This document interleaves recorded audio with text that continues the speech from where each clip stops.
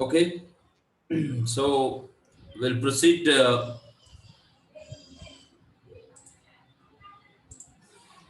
Okay, so we are going to do one of the most important novel of George Eliot. Okay, it is a masterpiece. Okay, so the most important novel, and it's a very very in a way very complex novel also. Okay, and it's a very complex novel. It's a story of almost intermingling stories of almost six different families and lot of characters.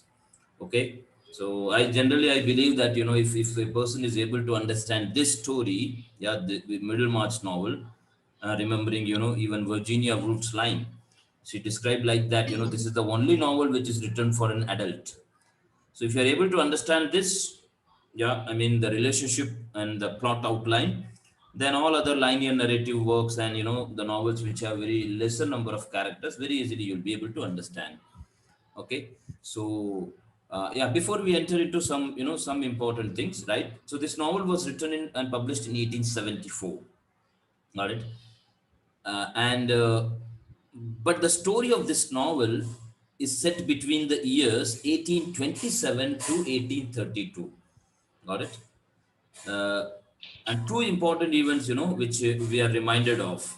Yeah, so 1832, when we talk about 1832, you remember that it was always the reform bill. Got it? So 1832 reform bill played a very important role. We see the reference of that. Got it? Allusions related to that.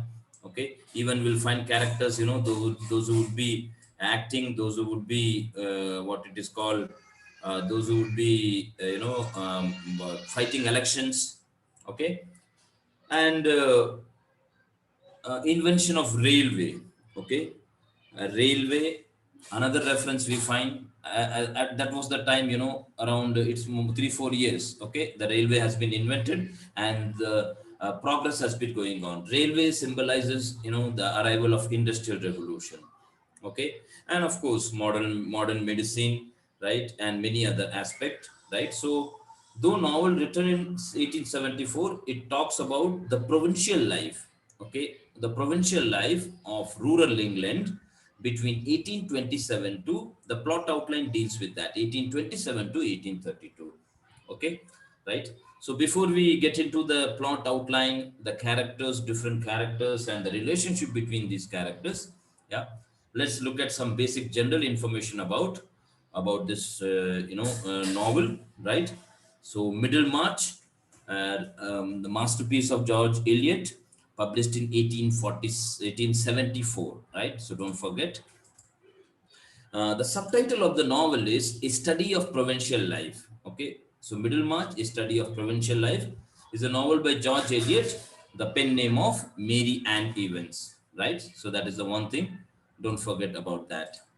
Okay, it is a seventh novel. Yeah, began in 1869 and then put aside during the final illness of Thornton Lewis, the son of her companion George Henry Lewis. Okay, that's because the son was not well, so he has to look after him. Yeah, that's why that's why it was not completed. This is the the cover page of the novel Middlemarch, A Study of Provincial Life by George Eliot. This is the first volume. Williams Blackwood and Son, Edinburgh, right? They published it, Edinburgh and London. The novel was published. Okay. Uh, Before we get into that, let's look at understand some basic general information about the novel. During the following year, Eliot resumed work, focusing together several stories into a coherent whole, right? And it deals with so many stories, and later how she, incorporated all these stories into one. During 1871 and 72, the novel appeared in a serial form, okay, serialized form, as practiced by Charles Dickens. The first one-volume edition was published in 1874 and attracted large sale. It was subtitled The Study of Provincial Life. The novel is set in a fictitious midland town of Middlemarch. Okay, so it's a Middlemarch is a fictitious town, okay, of Midland, okay, central England. though based on commentary during the period between 1830 to 1832. Okay, we could say 1828, 29, yeah, when the novel begins in that sense. Yeah, around 3 or 4 years of life. It has multiple plots with a large cast of characters and in addition to distinct though interlocking narratives. Okay, so that is what the importance aspect we have to understand. It pursues a number of underlying themes of the time, including status of women, the nature of marriage, idealism, self-interest, religion, hypocrisy, political reform, education. Right. So remember that as you deal with the subplot, you might find political reform in one plot, hypocrisy of another major character, education as far as another characters, self-interest, religion, idealism. Okay, so don't forget about that. So there is a character who is very ideal. He has some ambitions like that. Nature of marriage. Okay, all such aspect. The pace is leisurely. The tone is very mildly didactic. Okay, right. There are sometimes we can we understand, we see the authorial intention, the burst of that of George Eliot. But so there is a aspect of didactism in the novel. Yeah, but the novel's canvas is quite broad. Okay, though it has some comical element and comically named character like Mr. Brook, the tiny aunt, Miss Noble, Mrs. Dallas. Yeah, but Middlemarch is a work of realism. Okay, it's a realistic novel in that sense, describing the conventry, the provincial life of the time. Okay, in a way, almost 40 to 50 years.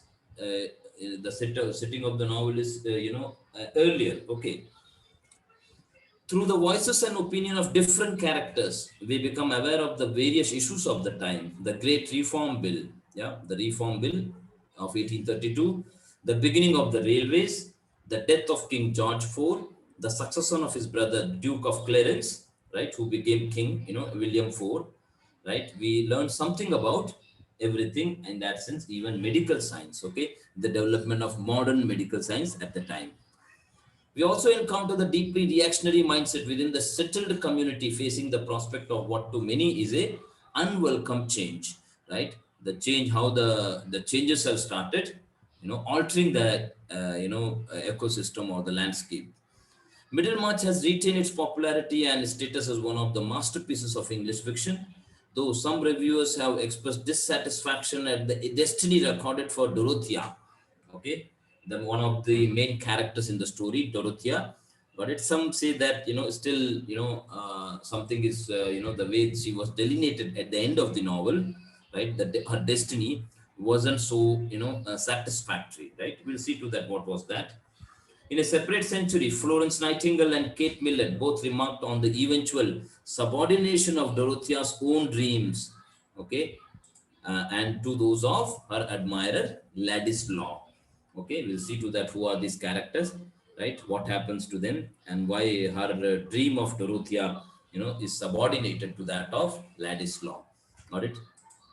However, in the epilogue, George Eliot herself acknowledges the regrettable waste of Dorothy's potential, blaming social condition. Right. So the prologue, that is the preface or the epilogue of the novel, describes that. Right. Okay. She says that what could be the reasons for that. Right. Why such a talented woman she could not achieve, could not succeed. Virginia Woolf gave the book unstinting praise. Okay, describing Middlemarch as the magnificent book that, without all its imperfections, is one of the few English novels written for grown-up people. Okay, right? So she says that this is, in spite of all these imperfections, it is one of the novels written for grown-up and mature people. Okay, so it's a very mature work in that sense, it says. Martin Amis and Julian Barnes, right? Okay, all these, the current living authors of 60s and, current living author like Julian Barnes have probably described this novel as the greatest English novel, in English language. Middlemarch was first published in 1871-72 as a serial novel in 8 parts, which came out every 2 months. Okay, so this is the time, serial novel, timing, please memorize that. This was Eliot's most comprehensive and sweeping novel to date and was intended as a study of provincial life. Okay. Eliot worked on several different stories, right? Starting with Lipgate and his trial as young doctor.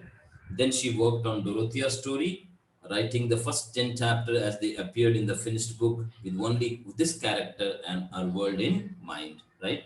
So as I told you, it is a story of almost 6 different families, okay, right? And she started with these 2 stories. One, the story of Lydgate, okay, the doctor, and second was Dorothya's story, right? Middlemarch is highly unusual novel, accordingly, and we know the time it was written. Although it is primarily a Victorian novel, it has many characteristics typical to modern novels. Okay, critical reactions to Eliot's masterpiece, work was mixed. A common accusation leveled against it its morbid, depressing tone. Many critics did not like Eliot's habit of scattering obscure literary and scientific allusions throughout the book, right? But we find that Middlemarch stubbornly refuses to behave like a typical novel, right? A novel is a collection of relationship between several major players in the drama, but no single or one person occupies the center of action. Okay, so the greatness of this novel is, right? There is no one hero. Okay, right? An equal weightage is given to almost out of these 6 stories, at least 4 of them occupy a very important, prominent role, right? All right. So in that sense, it's not a typical one, the novel which deals with one's life. No, no one person can represent provincial life. It is necessary to include multiple people.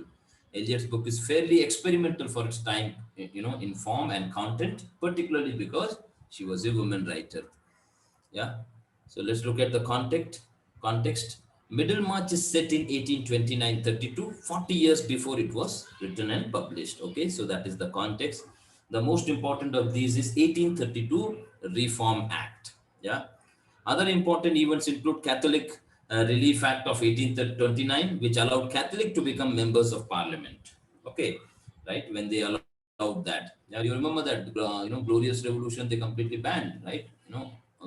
All this, and the rapid development of science and medicine that took place in early 19th century, right? So medicine as a modern medicine which began that time, and of course industrial revolution, right? And with the invention of railways in 1825. All right. Some facts about the novel. Full title is Middlemarch, A Study of Provincial Life. It was written in 1869-71, right? Later published in London, England. The timing is 1871-72. It was published. It's a 19th century novel. We can call it a realistic novel. Okay, more than historical novel. It's not in a sense historical novel. It's a realistic novel mentioning some of the important historical events of the time. Okay, setting Middlemarch, a fictitious town in Midlands, England, the year between 1829 to 32. Okay, so basically it describes this 3 or 4 years of life. Got it? Not before that or not after that. Okay, it's not a buildings Roman novel. Remember that. Okay, right? Climax of the novel, we'll see to that later, but just to understand that. Okay, when Will and Dorothea finally declare their novel for love for one another and kiss during the thunderstorm. Okay, an antagonist of the novel, if there isn't any antagonist, we can say that there's no antagonist in the novel. If at all there's an antagonist, if we can say that, as far as one story is concerned. Okay, this is not which does not affect everyone, right? We can call John Raffles, okay, is the most villainous character in that sense, right? And he's more like a wayward fool than that of even antagonist, we can see. Yeah, and we'll see to that in which story and how he affects that, right? Next one, point of view. It's a third person narrator who occasionally speaks in first person, potentially conveying Eliot's point of view, right? Okay, so before we get into that, let's look at, basically it deals with, the 5 or 6 different families, we can say, right? And there are many minor characters also. Yeah. In a way, it deals with the story of, there's a one side story of Mr. Brooks. Yeah. Dorothea, Dorothea and her sister Celia, Dorothy's relationship with Will Ladislaw and James Chatham and Kosovo, right? So all of them, they, in a way, one story we could say that. The another story is that of Nicolas Bolstadt, Harriet Bolstadt, Joshua Riggs. Okay, that's another one. Then we have another story, yeah, Caleb Garth, Susan Garth and Mary Garth's, story, right? Then we have Peter Featherstone, yeah, who lives in Stone Cottage, right? And his, his relationship and how, what happens to the heritage in that sense, right? And then we have Walter and Lucy Vincy. Got it? Walter and Lucy Vincy, with related with that of Dr. Lipgate, the doctor, Dr. Lipgate, and Walter and Lucy Vincy's, Walter and Lucy Vincy's relationship, the son and daughter, Rosamond and Fred Vincy's. Okay, right? And what type of a relationship and how it happens. Got it? And they, all these are not separate. Okay, right? You'll find, one or two even related to that. Got it? For example, Caleb Garth's, Susan Garth's, sister would be related to Lucy Vincy. Got it? Okay, same way Ladislaw and Kosovo. Got it? So in that sense, they all are interrelated, and often they frequently interact, meet, or often happen. Got it? Okay, so basically it deals with five different stories. Yeah, five different stories, and how it intermingles, and how it interacts. That is one thing. Okay, so let's look at, so before we enter into character details, character analysis and plot outline. Okay, yeah, so this is very important one, right? If possible, you can write now or later. Yeah, now you can just listen, later you can note down, right? To understand this whole storyline, it's very important that you can you have to note down this relationship. Okay, these are the major characters. Okay, there are my very minor characters, but these are major characters. The relationship between all of them we have to understand. Okay, right?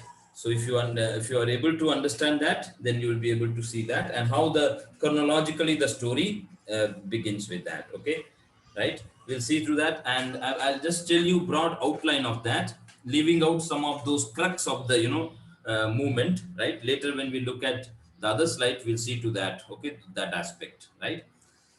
Okay, so yeah, so to start with the, yeah, we'll go back to, yeah, as I told you, we'll go with, you could see that in that sense, uh, come to this part of, okay, yeah. So we have Arthur Brook.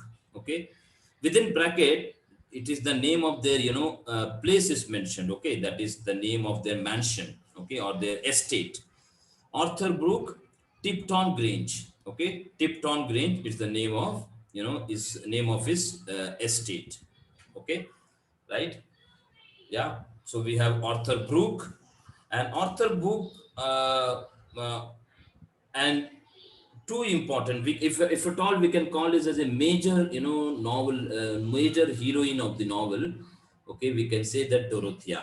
Got it? In that sense, of course, it does not deal with everyone, right? It does not deal with one character.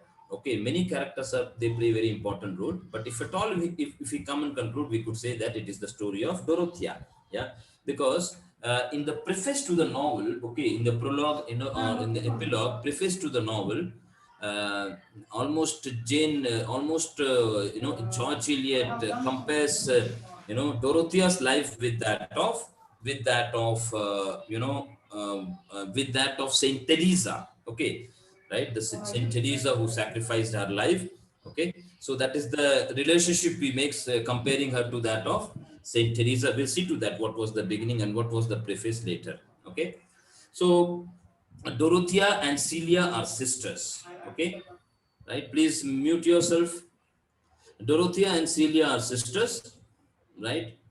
Okay, they don't have father, right? And they are, their guardian is their uncle. Okay, Arthur Brook, right? And they live with their uncle Arthur Brook.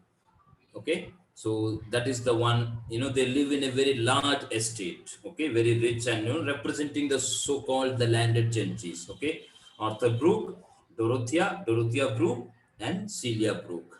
Got it? Right? Okay, and they have a tenant also in their large estate, that is known, his name is known as Mr. Dangley. Okay, a tenant with minor character, right? The tenant represents, in a way, Got it? This Tenant's character has been given primarily in a sense of how Arthur Brook treats him. Got it? Okay. So it's a kind of an ironical situation would come where he would talk about idealisms, but in reality, he himself would treat his own tenant in a very different way. Maybe just to highlight this aspect, Missy might have created the character of that. They don't play much important role. Okay. Yeah. So in a way, Arthur Brooks. The first step for all of you to memorize the names of the characters. Okay, right? Any name could be asked, right? As we remember, no, Darcy. As we remember names of the character, right? All the characters. So when the name is told, you should be able to identify the novel. Yeah, that is the very first step. So be clear with the names. Got it? Never don't get confused with that. Yeah, at least the major names. Got it? Okay. Yeah, so Arthur Brook, Dorothea Brook, Celia Brook, right? Got it? And there's another landed gentry, right? Edward Kosovo, right? Edward Kosovo. He's a bachelor almost when the novel begins, but almost he's almost 45 years old. Got it? The place he stays, his estate's name is Lowick, Lowick. Got it? Right? And they have, when you have a big estate, you must have a parish to look after, right? So his parish is maintained by Cavendish Fairbrother. Okay, he's the vicar, right? He is the vicar, right? And in a way, the parish has been maintained by him. Okay, vicar, in a way, we could say the parish priest or a church. Okay, yeah. So if they are landed gentries, they will have their folks to look after. So they will have their own church. Okay, right? As as a big church, and the parishioners. Okay, to look after. As we saw even in novels like what's Jane Austen's novel? We saw that, no, what's called it, Mansfield Park. Okay, right? So our Cameron Fairbrother's wife's name is Mrs. Fairbrother, right? Okay, and this Miss Noble minor characters, right? Remember them, got it?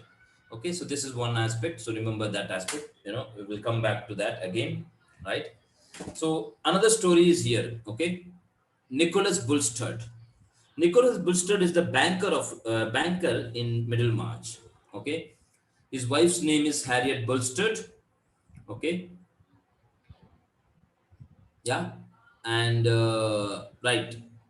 Okay, so these two, just remember that, because John Raffles, Walter Tyke, Mr. Bambridge, all of them are minor characters. We'll see to that how they are related. Okay, including this grandmother. Yeah, here we'll, before we go for this, just look at this. Edward Casaubon, he has a cousin known as Will Ladislaw, right? Will Ladislaw, and often we find him with his friend Newman, Naumann, right? Both of them are artists, they paint, right? So Will Ladislaw, yeah, is the cousin of Edward Casaubon, right? So here we'll see to that how they are related. Okay, so Nicholas Bolstadt, banker, and his wife named Harriet Bolstadt. Okay, right. Then another family, Lucy and Walter, Lucy Vincy and Walter Vincy. Walter Vincy is the mayor of Middlemarch. Okay, his wife's name is Lucy Vincy. Got it, right? So Walter Vincy, Lucy Vincy, right? Husband, wife. They have a daughter known as Rosamond Vincy, right? And son known as Fred Vincy. Got it? So these are the four. Now, the relationship between Nicholas family and Vincy's family. What is that? Harriet Bolstadt, and she is the sister of Walter Vincy. Got it? So in this way, they are related. Okay, Walter Vincy's sister is Harriet Bolstadt. Got it? And there's another family, but we could say that there's a old man. Okay, throughout the novel we'll find him in his deathbed. Okay, he's known as Peter Featherstone, right? He has got a very big estate known as Stone Court. Got it? Peter Featherstone's second wife, okay, was sister of Lucy Vincy. Yeah, in this way they are related. Got it? Please remember that. Got it? And there was a first wife also. She died. Second wife was Lucy Vincy. Got it? Sorry, Lucy Vince's sister. And this old man is almost dying. Okay, so we find throughout the novel he was dying. He's on his deathbed. Got it? And when he's in deathbed, he has a lot of property, right? Big estate.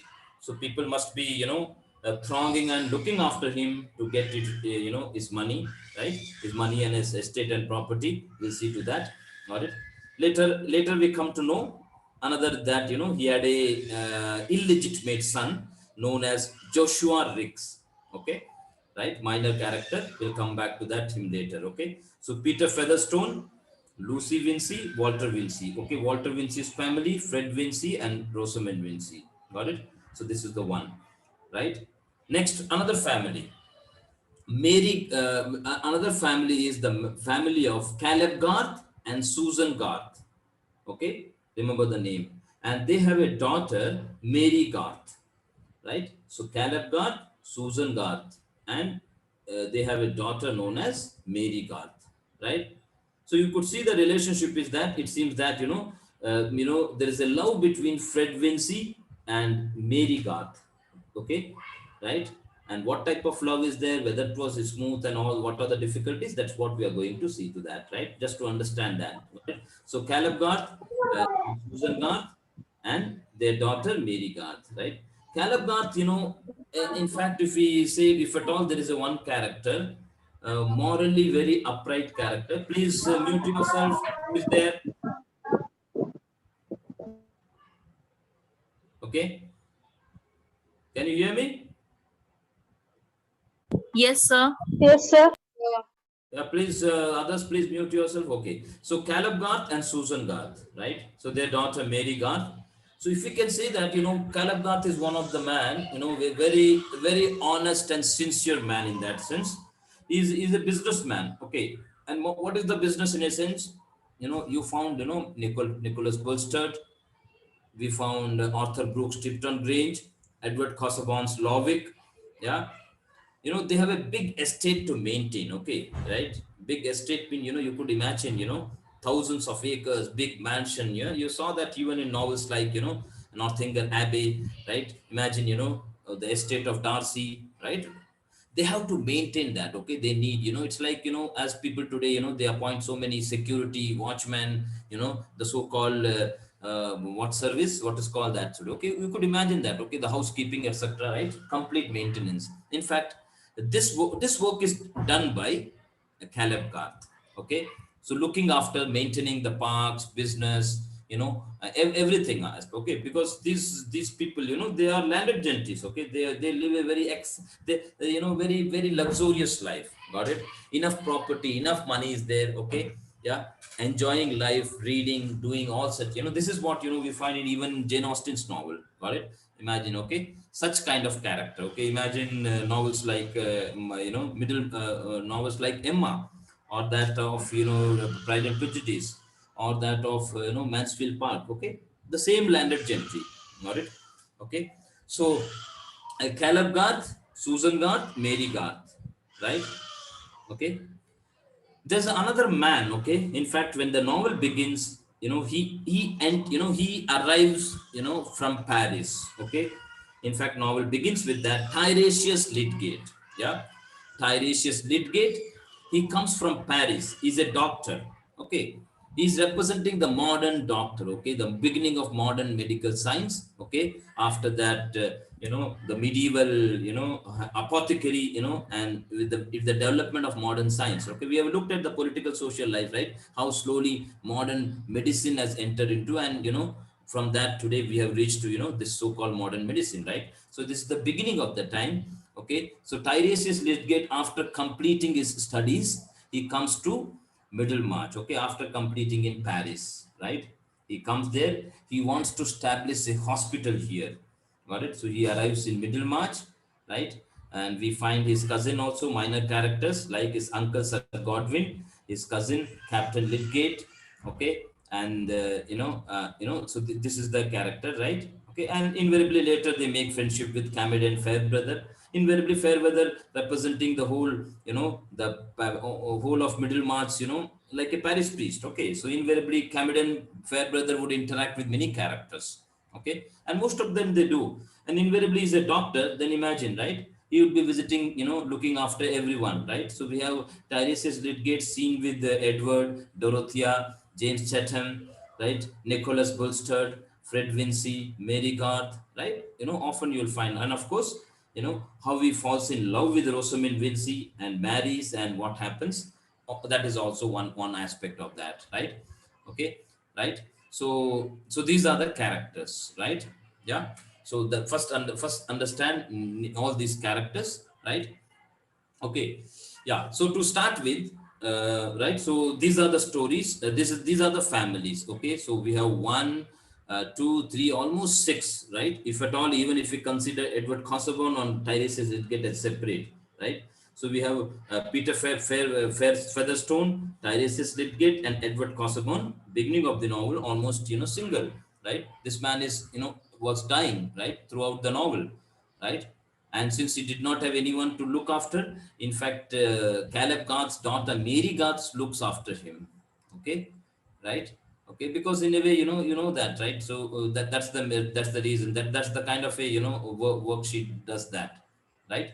So we'll see to that. But let's go back to the beginning of the novel, as we saw that George Eliot started this novel with the two stories. Okay, first he created the story of Tyrese Lipgate arriving in Middlemarch. Okay, and another story was that of Dorothya Brook. Okay, right? So basically, Dorothea Brook is a very intelligent lady. Okay, right? And she's representing the so-called, the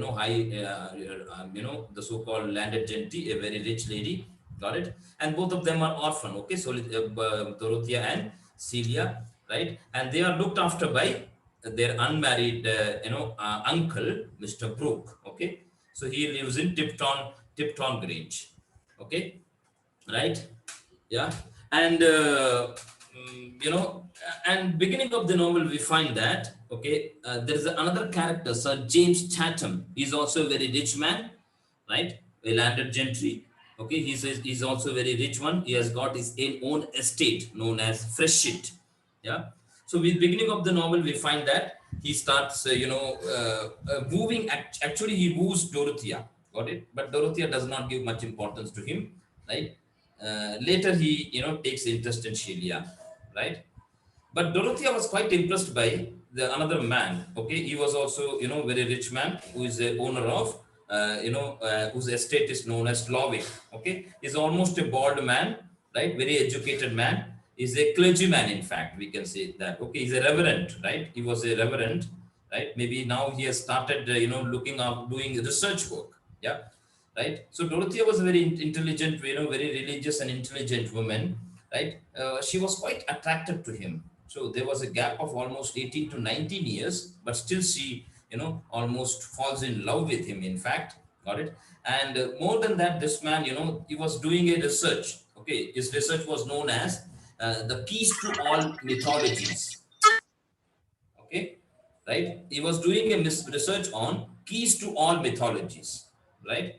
Got it? And Dorothea, okay, she almost, quite gets impressed by him, and she looks after him almost like a John Locke. She considers that he's look like a John Locke, and both of she proposes to him, right? And she believes that by helping him in this work, and in that sense, he too would help her achieve her dreams of doing scholarly work, right?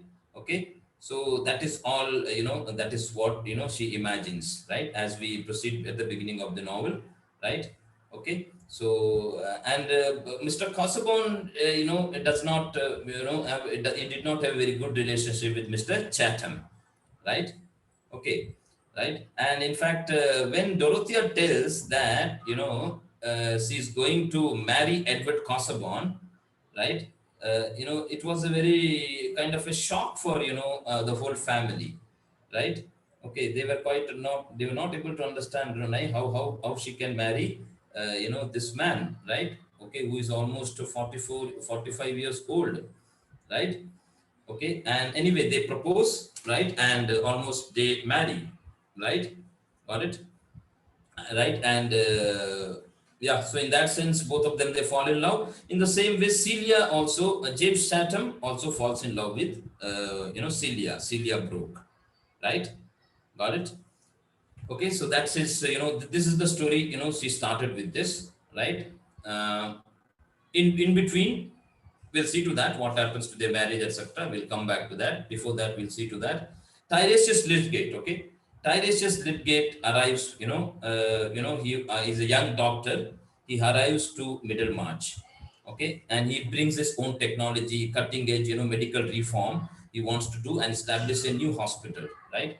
He, as he comes there, he falls in love with Rosamond Vincy, okay?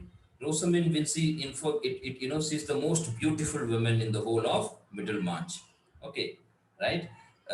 But still, he had a very, he did not have a very good experience, okay, when he was in Paris. In fact, now the background information is that when he was in Paris, he fell in love with a woman actress, okay, and that actress, while she was doing the acting, yeah, in a stage play, literally she killed her own husband on the stage. Got it? Right? And that had a, because of some superstitious belief.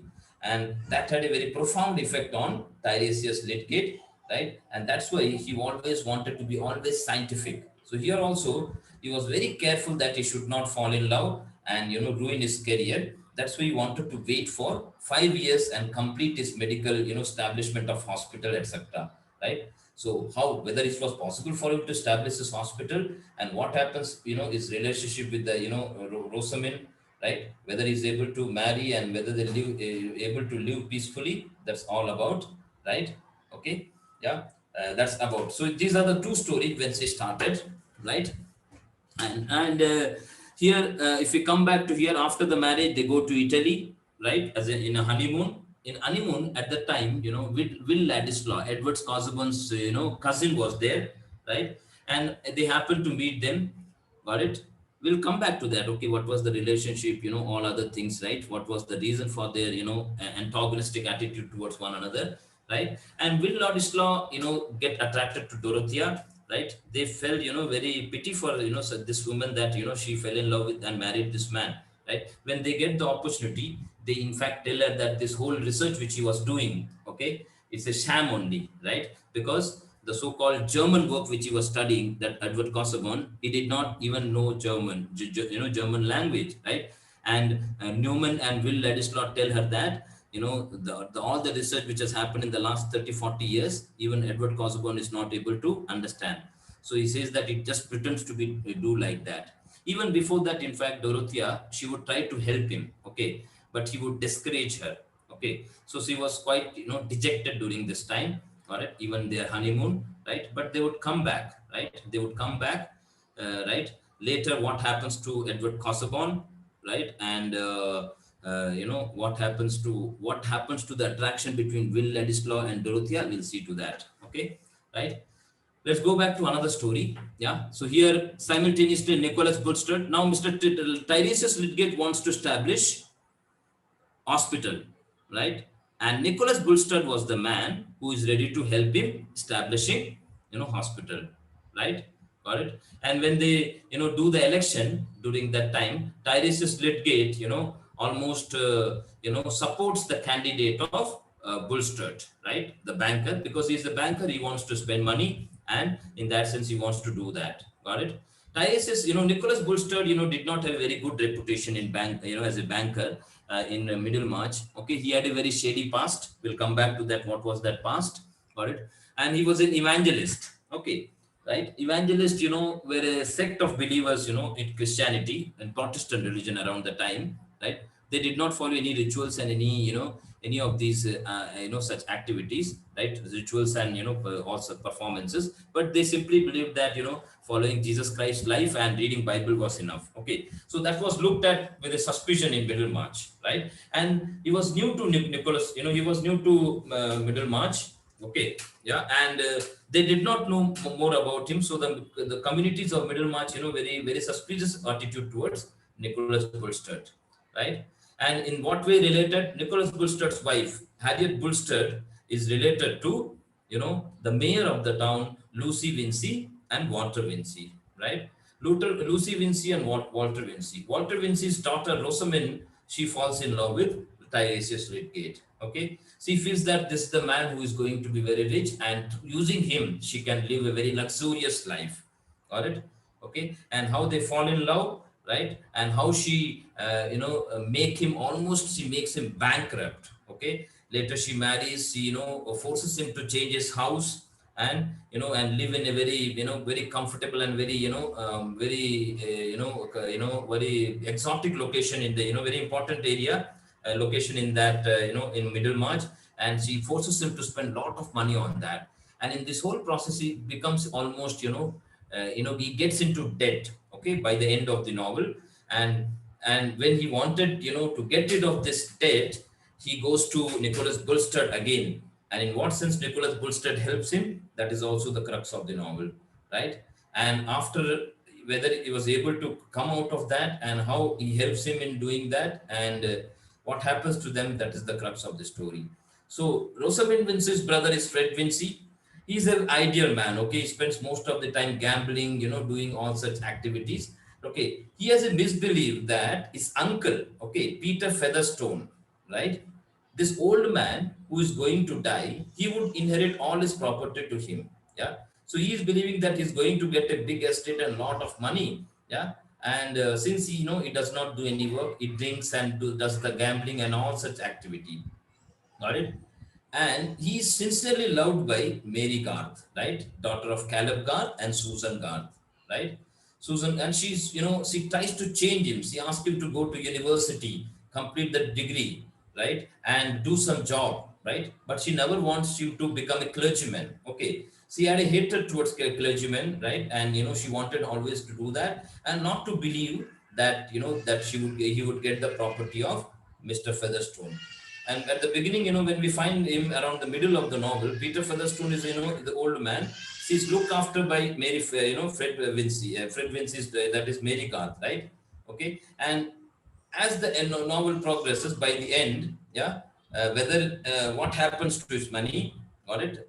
We found at the end of the novel that Peter Featherstone has written two will, okay, yeah, and the day before his death, he would ask one of the, one of the wills to be, torn off, right? He will ask Mary Garth to burn one of the will, right?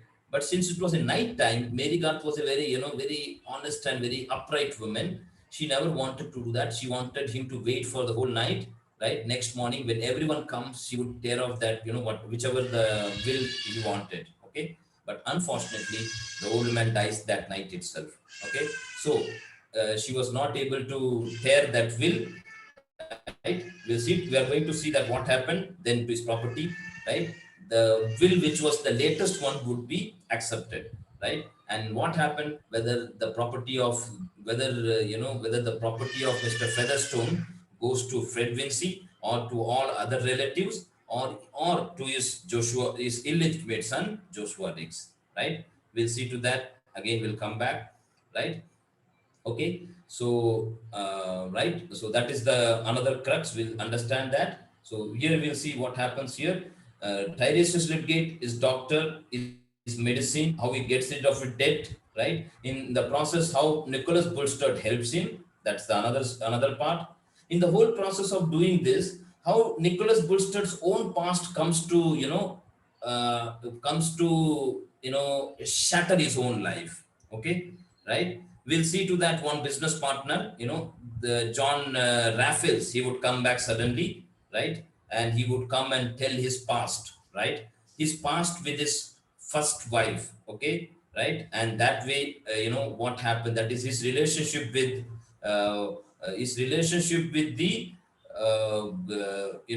the grandmother of Will Ladislaw. Got it?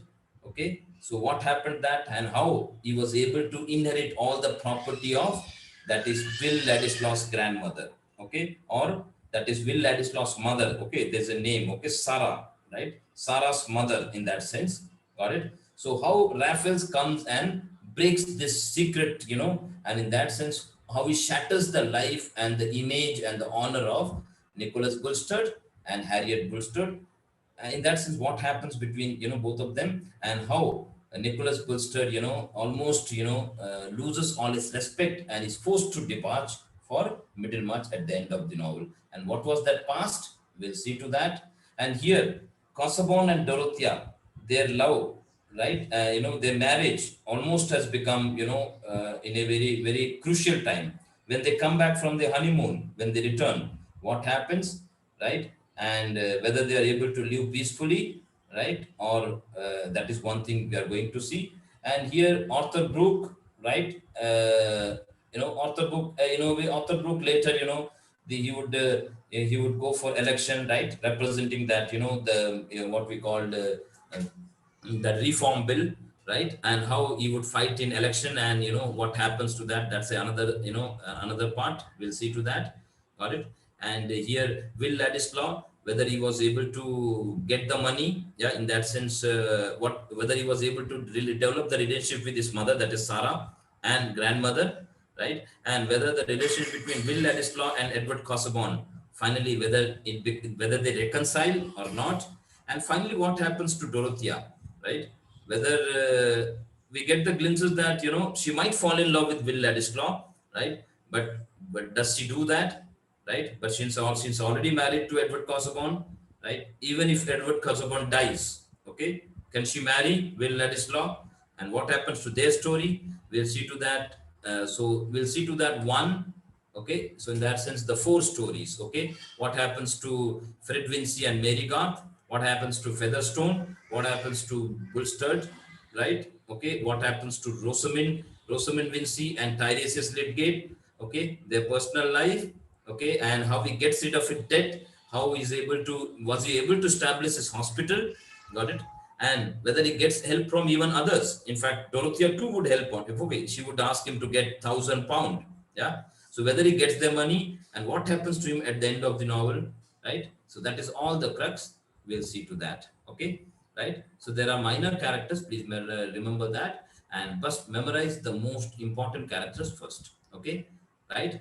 So keeping this in mind, we'll come back to that. Right? Just before we deal with that, okay, let's look at the name of some characters, their explanation. Okay, we'll do that later. Yeah.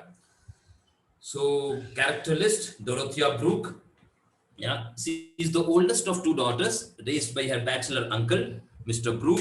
Dorothea is an excessively religious woman, pious girl, to the extent that she withdraws from the activities she likes most and convinces herself to marry the man, Mr. Casaubon, Edward Casaubon, who cannot satisfy her emotionally or mentally. Dorothea, although she's fairly well educated, is naive about the outside world.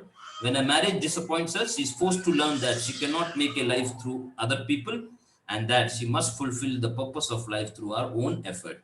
Okay. Remember that Dorothea, George Eliot compares Dorothea to that of Saint Teresa. Okay. Right.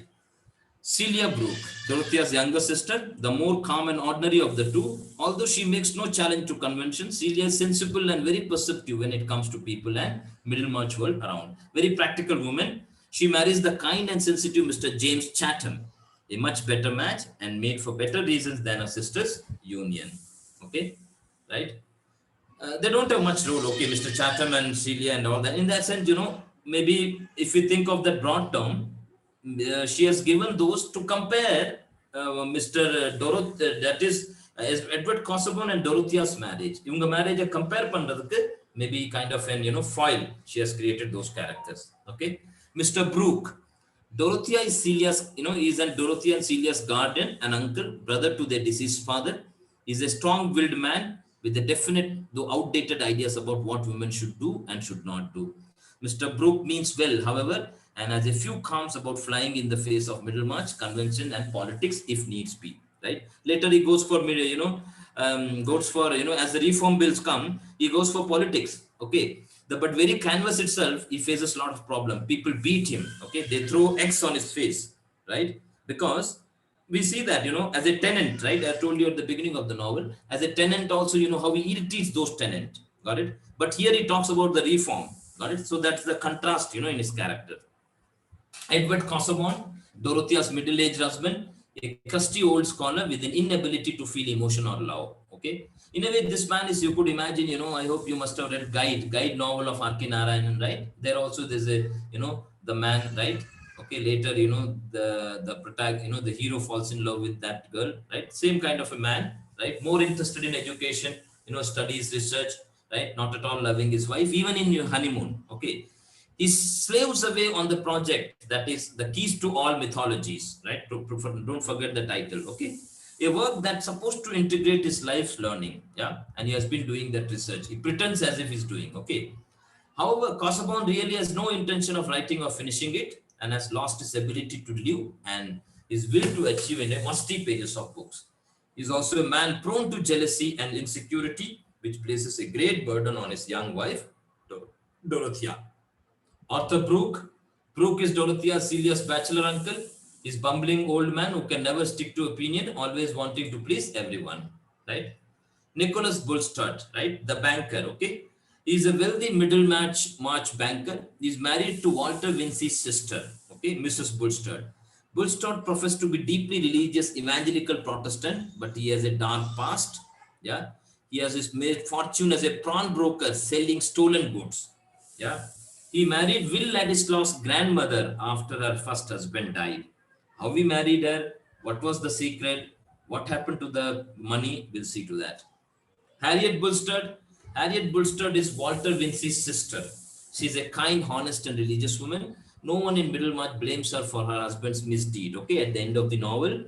But in spite of that, she was very, she stood with her husband, okay, when they leave Middlemarch. She resolved to stay with her husband even after knowing all their wrongdoings. Sir James Chatham. Sir James Chatham is a baronet. He owns a large estate called Freshett. He courts Dorothya, but she chooses to marry Kosovo. He later marries her sister. Okay. He enacts Dorothya's cottage plan in his own estate. Cameron Fairbrother. Cameron Fairbrother is a vicar, okay, parish priest, church, we could say. In Protestant religion, it's called vicar. In our Roman Catholicism, they call father or priest or, etc., right? But he doesn't consider himself to be very good clergyman. Although many people like his sensible sermon. He becomes his friends with Lipgate and supports his mother's sister and aunt on small income. Okay. Peter Featherstone. Peter Featherstone is a wealthy, manipulative old widower. He owns Stonecourt, okay, the owner of Stonecourt, the old man. He married twice, but had no legitimate children. His first wife was Caleb Garth's sister.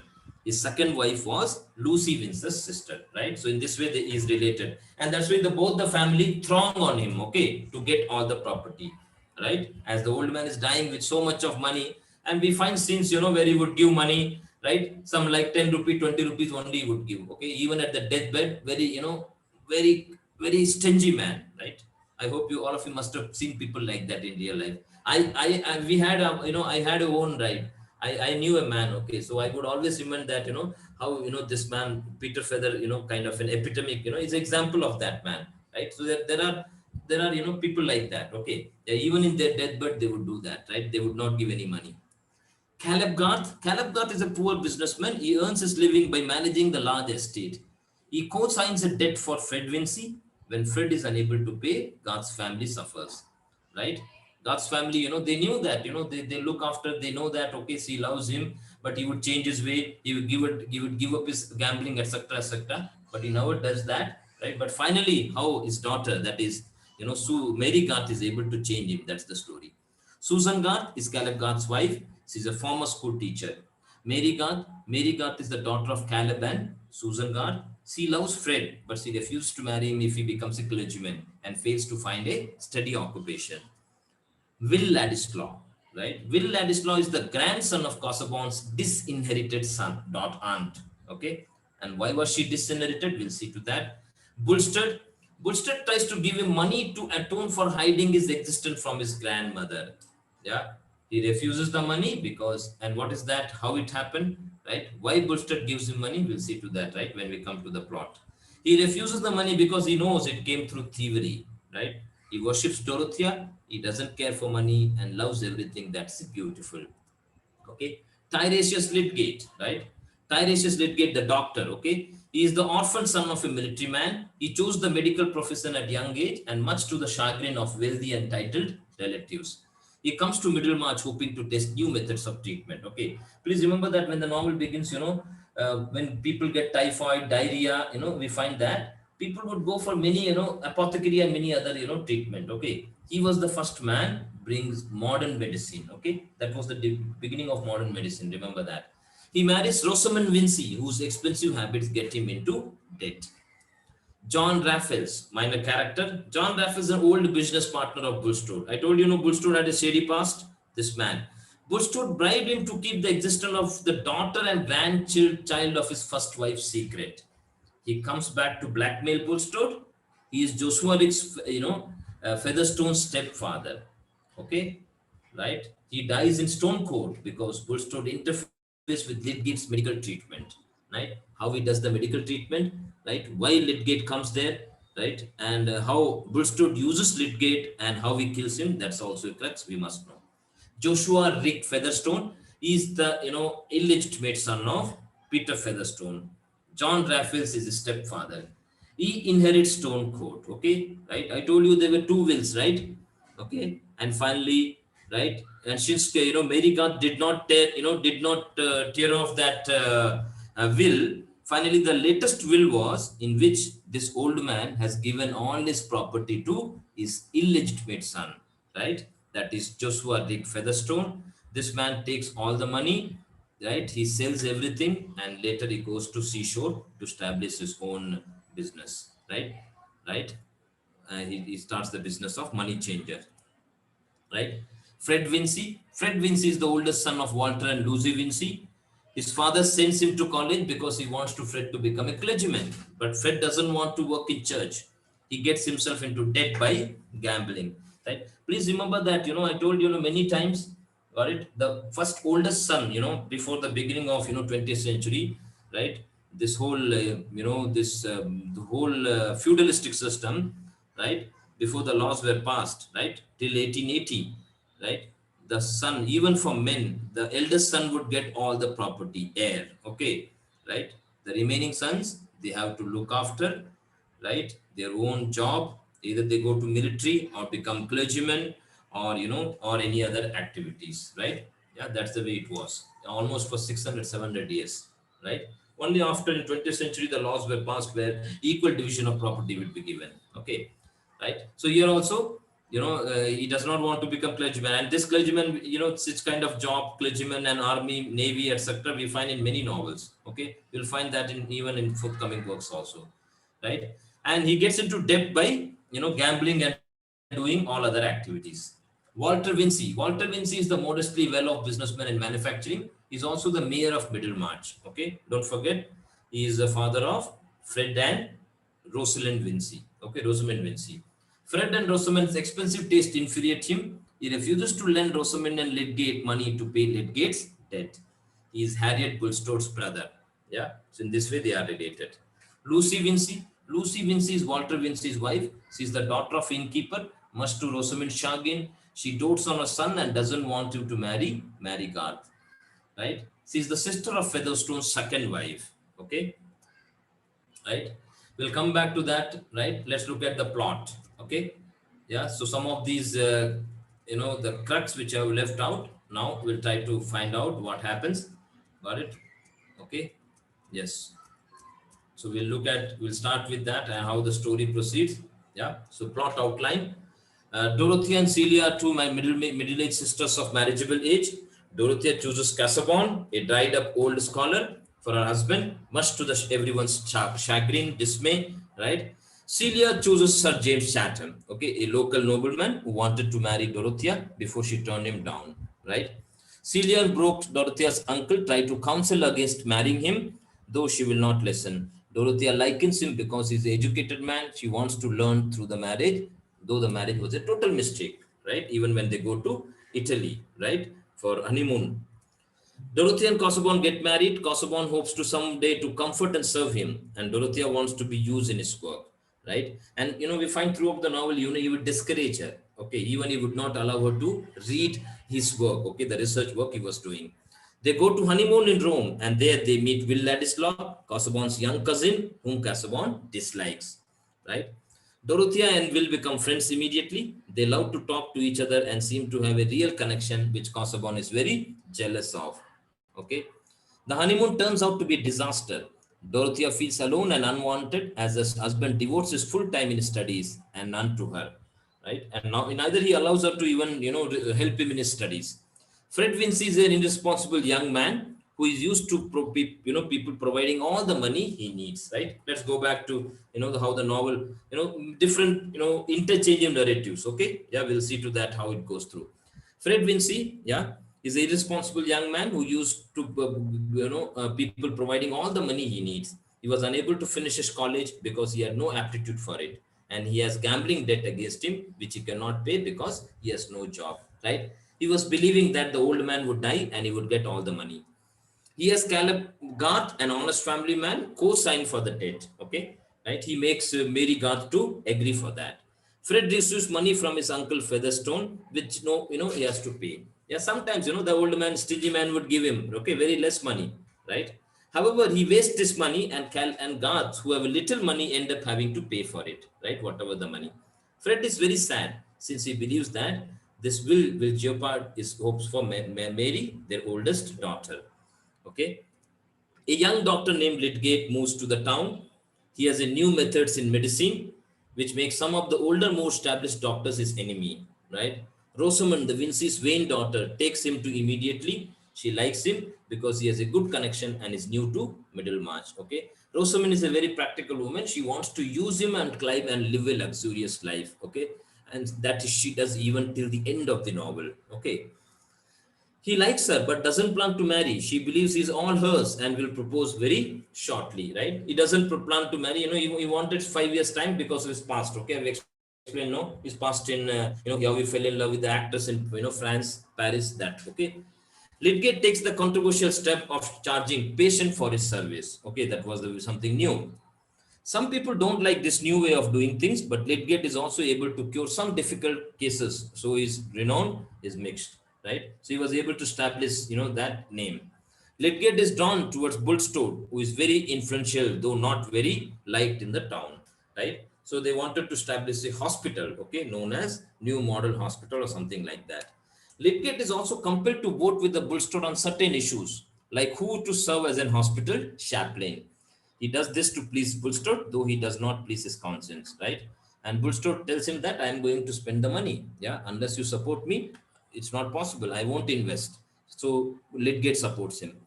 Featherstone, right? Let's go back to old man's story. Featherstone is an old cranky man who is relative of the Garths and the Vincys. He is dying.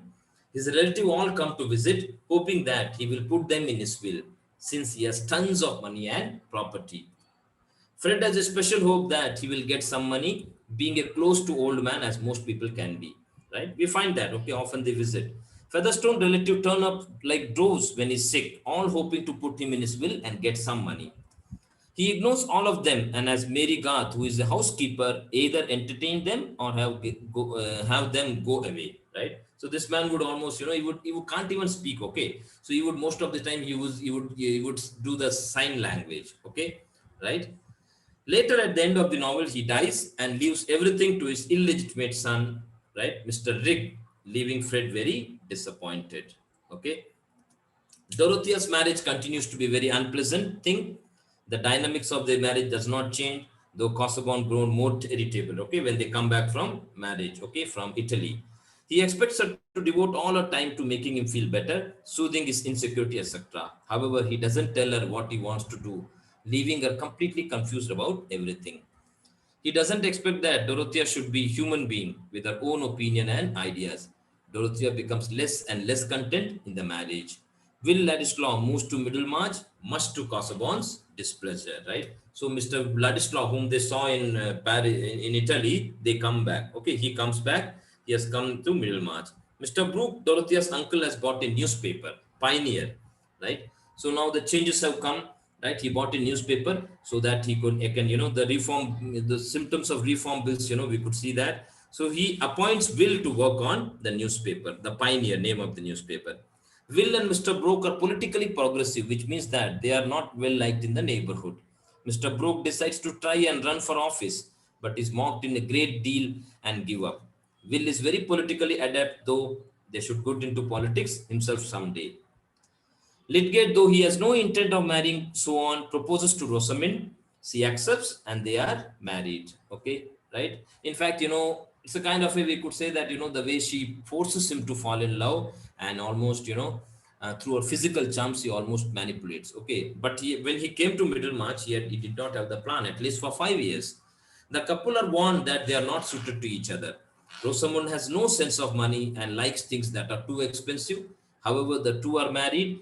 Rosamond soon begins spending more than Lydgate could actually save. Kosovo is in bad condition.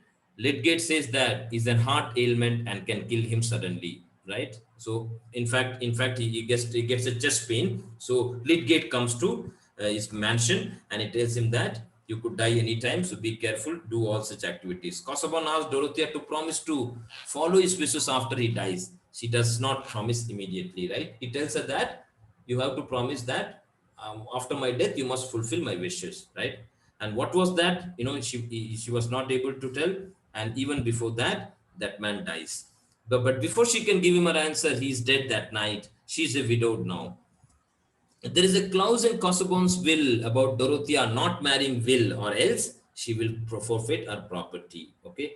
If you look at, Dorothea, till this time, she had in spite of all this, she had a very good opinion about Dorothea. Okay, Mr. Kosovo, right? But when this, after her death, when if finds out the will, there was a cause that if she marries Will Ladislaw, she would lose all her property. Okay, and it was a very shock for Dorothea, right? And in this way, she started hating her dead husband and started liking Will Ladislaw, okay, the young man, right? Dorothea goes to visit her sister and Sir James Chatham and their new baby, Arthur. However, she soon finds out about the clause and is deeply troubled by it. Fred is told to get a job by his father. Instead, all that he can do is to go back and finish his school, university degree, which makes Mary a little happier, right? The Garths come upon a great deal of good fortune. Caleb Garth gets some new properties to manage. Okay, right? He got some property to manage, which means that at least family has got some money to manage. Fairbrother and his family also start doing well. Dorothea gives them large parish, right? The Fairbrother, okay, the church, parish priest. And the extra income will allow Fairbrother to marry and will ensure that they have enough money to live a little better. Meanwhile, Lydgate is deeply in debt. He cannot pay back his loans and his business is failing quickly. Rosamond applies to her, father and his uncle for loan, but they don't seem to help. He's a nervous, desperate state and marriage is not looking too good either. Okay, there are a lot of expenses. Rosamond begins to hate him because he tries to deny her all the nice, expensive things which she liked. She treasures a precious thing more than she does her husband, who is too stressed to pay attention to her. She begins keeping company with little Ladislaw and fancies that he loves her, right? After her marriage. Okay. He does not actually, but it keeps Rosamond content for some time. Yeah. But he comes there. Okay. Visits her there, but she assumes that he loves her. Will finds out about the clause in Casaubon's will and becomes determined to leave. Okay, Will Ladislaw. He sees Dorothea one last time and they have a very heated confrontation. He leaves and goes to London to find another job, and she stays and tries not to think of him too often. Fred does not want to go into clergy. He has Fairbrother speak for, Mary for him, right? So he asks the clergyman to speak for that. Mary says that she will determine to marry Fred if he will get a good, on his own promise to get a job. But says he should not be preacher, right? Through Fairbrother, she tells him that unless he should complete his degree and get any job, but he should not become a clergyman. Fred decides quite by accident to become an assistant to Mary's father. His parents are not very pleased by this, but this is all he wants to do and has any aptitude for. Right? Now, let's look at what happened to Bulstadt. Bulstadt buys stone coat from Mr. Rick, who decides to leave town and go back to coast. Right? You remember that Fairbrother? He gave all his property to Mr. Rick. Okay, right? That man sold the property stone coat to Mr. Bulstrode. Bulstrode meets Raphael. Now, there's a drunkard man, Mr. Raphael comes. Mr. Raphael is the father of the illegitimate son, okay? Right? He comes. A man is from his past, okay? Very much by accident. This man comes, to haunt him. Mr. Raphael was in a questionable business by selling stolen goods and will blackmail Bulstrode if he doesn't get money, yeah? So he comes and tells Mr. Bulstadt that, right, I'm going to reveal your shady past to everyone if you don't give me money.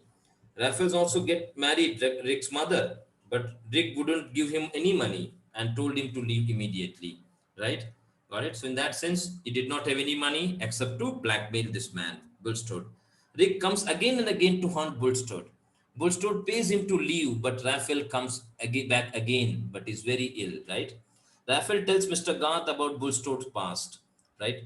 But Mr. Garth is very scrupulous to spread this knowledge. Garth is a very good man, okay? He doesn't listen to him, yeah, and he does not spread this to anyone, right? And when he comes to know that, this information, right, about his past, we'll see to that what was the past, right? And when Bulstad comes to know that, Mr. Garth also knows about that, he feels very happy, safe, because Mr. Garth is a good man. He would not reveal this to anyone, right? Raphael dies in Bulstad house under Lydgate's care, right? So he was already sick. Bulstad invites Dr. Lydgate to come there, yeah, and Lydgate already in debt, okay, so he comes there, right? And he gives him medicine, right? And he tells him specifically that don't allow him to drink brandy, yeah, right? But Raphael, but Bulstad, in spite of that advice, he gives him lot of brandy and makes him drink, and he dies, okay? Right, so Raphael dies in Bulstad house under Lydgate's care. This doesn't look good, but Raphael dies of natural causes relating to alcoholism. Bulstad offers Lydgate a large loan to keep him from going bankrupt, right? At this time, he gives him indirectly money by keeping him silent, right? So Lydgate becomes very angry when he tells him that, I have told you not to give brandy to him, but in spite of that, you have given. Now, my name would be spoiled. At the time, he gives him £1,000 dollar, £1,000 check. He tells him, indirectly. Lydgate takes it, okay, but he feels like he had so much of debt, right? But he felt like a bribe. Bulstone also found out that he had married Will Ladislaw's grandmother and had deprived Will of his rightful inheritance. Yeah. So what was that? The past was Bulstone and Will Ladislaw's grandmother, both of them, that is his first wife. Before Mrs. Bulstone married, she was married to another man. Okay, right? And she had a daughter also, and that daughter was Miss Will Ladislaw's mother. Okay, right? She ran away, right? Got it? But after, and both of them, that is the friend of Bulstone and Mrs. Bolstadt, his wife as present, her first husband, they did that job. Okay, this, all this selling, this illegal job, they did that, right? Okay, but after the death of, that man, Bolstadt married his wife. Okay, that is who is now at present Bolstadt's second wife. Okay, right? Okay, but Bulstadt's wife, that man's wife, she tries to find out what happened to the daughter. Okay, right? She asked him to find out what happened to the daughter, that is Will Ladislaw's grandmother, right? Because she wanted to give all the money, right, before her death. And actually, Bulstad arranges this man who was drunk here, who has come back to find out that. And they found out about that. But this information was not given to this lady, right? And they convey the message that they were not able to find out about her, that is Sarah, okay, right? And in this sense, Bulstad gets all the property of, in this one, he gets that. Now, this secret, this man has come here to tell everyone. Yeah, he tells this to Mr. Garth, and later, in fact, before his death, he would reveal this to everyone in the town. Okay, on the particularly in a bar. Okay, so it's a very small town. Okay, Middlemarch is a very small town, and this news should spread to everyone. Yeah, let's see that. Right. So in this sense, Bulstad also, he was able to find out that Will Ladislaw's grandmother and had deprived the will of his rightful inheritance. Actually, if the property has gone to Will Ladislaw's grandmother, then invariably Will Ladislaw would have been very rich. Okay. Now he feels sad, repents, and he tries to offer that money, Will, to that good money to him. Right. But Will Ladislaw refuses that. Will comes back, but Dorothya catches him with Rosamond, right? We'll come back to that again. What happens to Bulstad, right? At the end, right? Okay, now this man has died. Now the story goes to Dorothya and Rosamond story, right? Dorothya actually comes to meet, doctor, okay, right? And but she finds Rosamond, and there she finds him with the, in a way, Will Ladislaw was there. Okay, and as she enters into the room, she finds both of them very close. Okay, she assumes that both of them are in relationship. Yeah, Dorothy is disappointed and angry with Will. Will in turn gets angry with Rosamond for making things look like that he loved her when he didn't at all. Will debates whether to go and see her or not. Sir James Chatham wants out of neighbors again, thinking that he is no good and he needs to protect his sister-in-law. Raphael told the story of a few more people, that the same story, not just to Caleb Garth. The story gets round to Middlemarch. The thing started looking very bad for Bulstrode. Lydgate is also connected with this, as the loan is thought of as some kind of a bribe for being quiet about the circumstances regarding Raphael's death, right? So Lydgate also feels very sad. Dorothea, however, believes that Lydgate is innocent. In fact, she gives him money also, right? She, Fairbrother, and few other convince him to stay there. In time, public opinion is not so much against him, though his practice continues to diminish. Okay, Dr. Lydgate. Bulstrode, however, has to leave Middlemarch because the scandal is so bad. His wife is very sorry because she had no idea about his past was so dirty. He is very good person and makes up her mind to stay with him no matter what. Okay, right? And Mr. Bulstrode feels very humiliated, and they dispose of everything. And by the end, they both of them they leave Middlemarch. He lives in disgrace, though Lydgate, who is innocent, stays behind. Fred is doing well in his work for Mr. Garth. Mrs. Bulstrode leaves him the management of Stonecourt, right? And he gets there to live as he takes care of the property, right? So when Mr. Bulstrode leaves that work, place, the property managing the Stonecourt is given to Caleb Garth. Okay. He and Mary become engaged, though Fairbrothers also wishes to marry her. In fact, Fairbrother would propose, but she would refuse. But their engagement will be long, while Fred continues to prove himself through work and save money for marriage. Right? That is the story. And finally, Mary and Fred marry. Okay, Mary, Garth, and Fred marry. Dorothea bails out Lydgate with the money to buy Bulstrode's back. Finally, Will comes to see her, though she cannot marry him or else she will lose all property of that man. Okay, that is her first husband. She decides she doesn't want to lose him. Yeah. So rather she would lose the money of, on the property and estate of Kosovo, that is her first husband, right? Rather than marrying him, right? So she marries and falls in love and marries Will Ladislaw. Celia and Sir James are shocked, though she has made her the right decision, right? Sir James continued to think badly of the marriage, but Will and Dorothea go to London, right? Will is elected to Parliament and they are very happy, right? So that is the end, got it? So that is the end part, okay? Yeah. So finally, both of them may marry, right? But uh, she does not what it is called um, you know mm, uh, she does not end the story there, right? George Eliot tells what happens to this character at the end of the novel. Okay, right? So what happens to banker Bulstrode? Bulstrode leaves Middlemarch, right? Got it? And they give them a property to that man to look after, Caleb Garth, right? In the final, it was told that, Fred and Mary get married. They will live a very happy life, prosperous life together. Rosamond Lydgate's marriage remained unhappy, okay? And later when Lydgate dies at the age of 50, yeah, and he considered himself failure, right? And after her death, she marries another man, okay, right? In fact, they go to London, right, where she marries another man after Lydgate's death. Dorothea and Will live in London, where Will Ladislaw has become a political career, okay, and Dorothea becomes a good wife and a mother.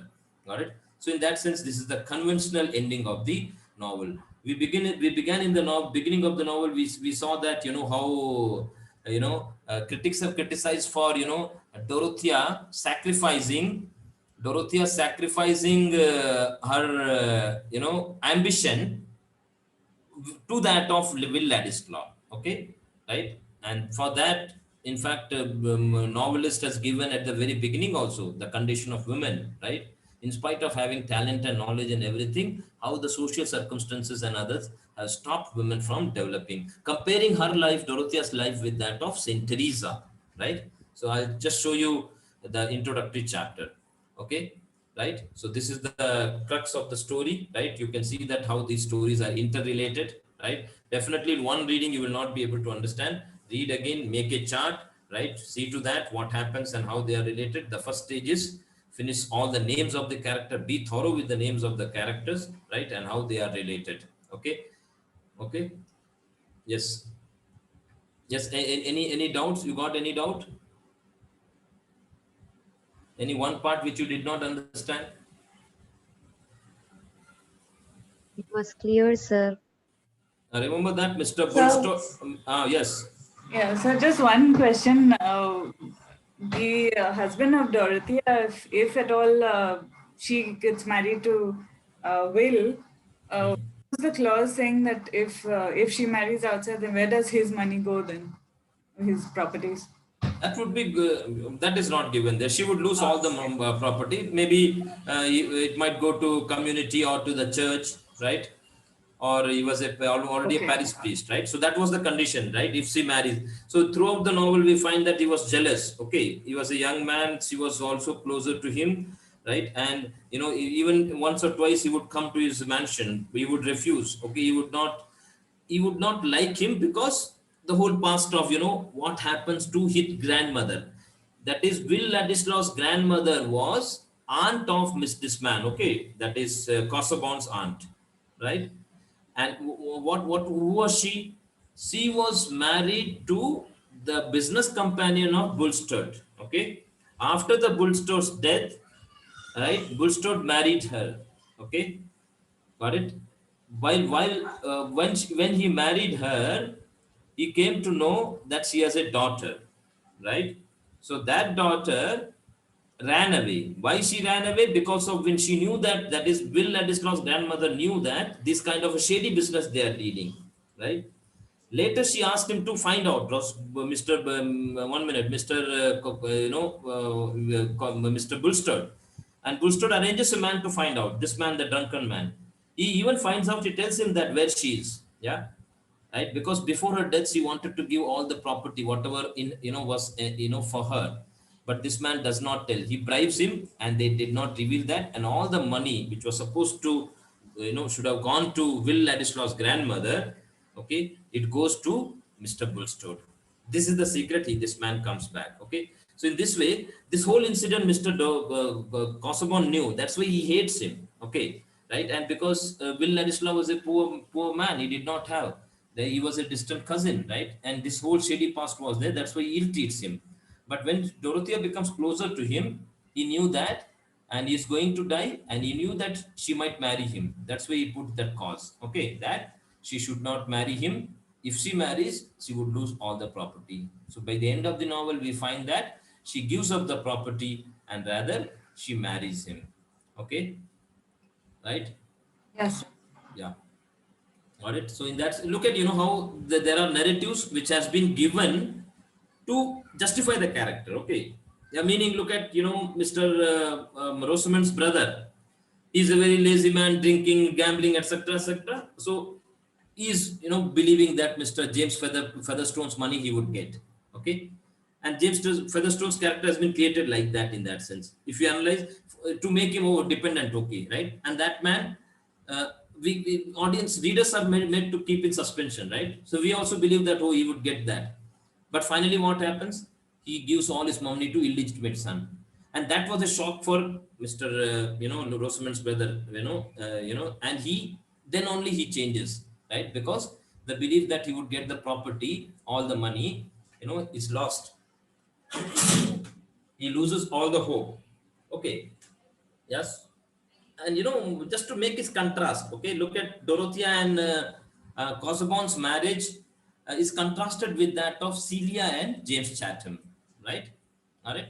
So we have idealism of Dr. Lipgate failing, right? A doctor who has come with the idealism of making medicine as a science to establish that, he fails there. Got it?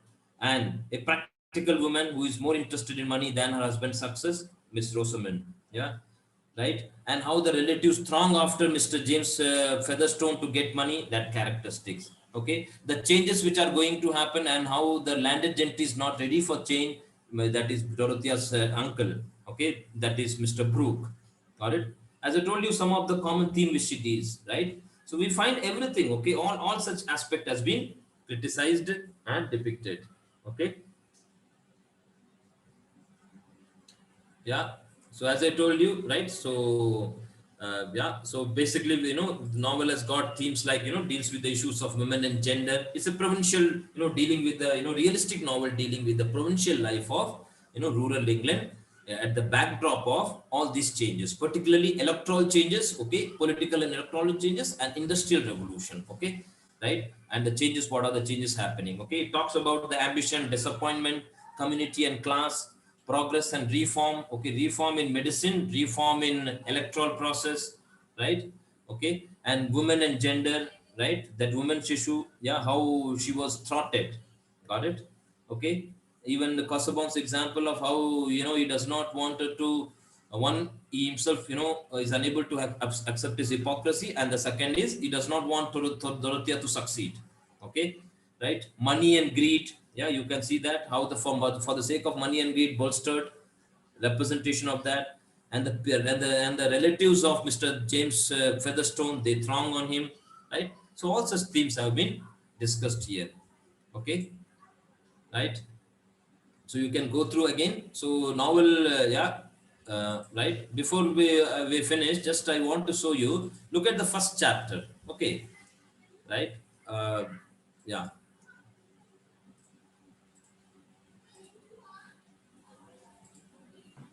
Sir, do we need to note the names of each of the eight books in the novel?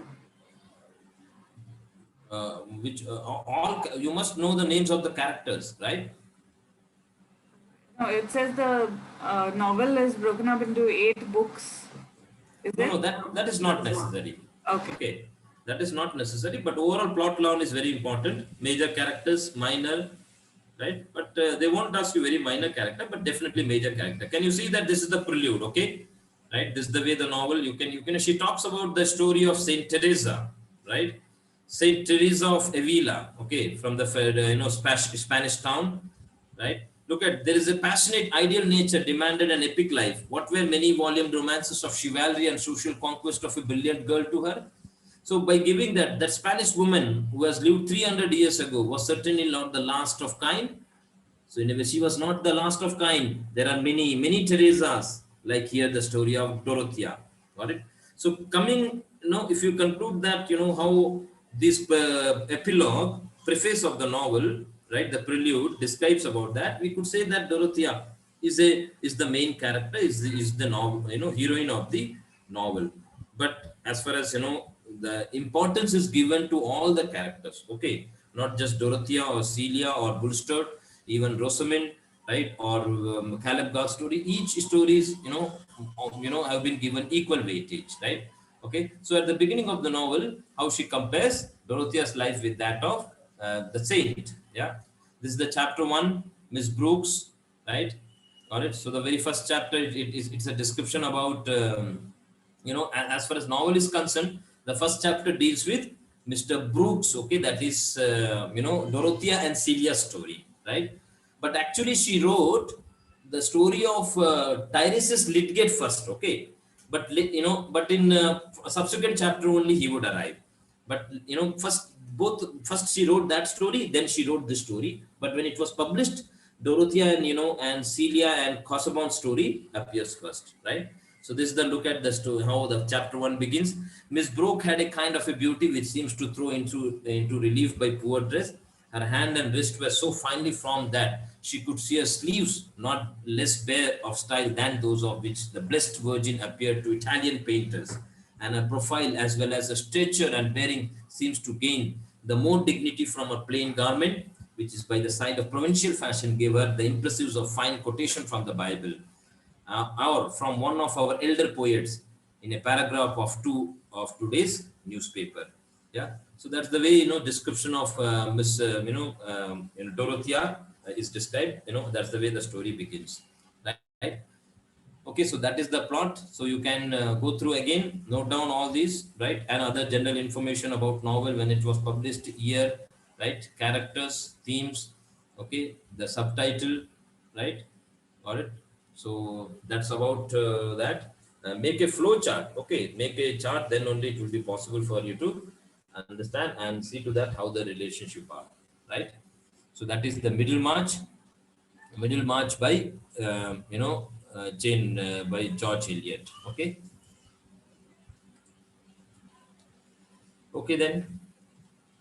Thank you.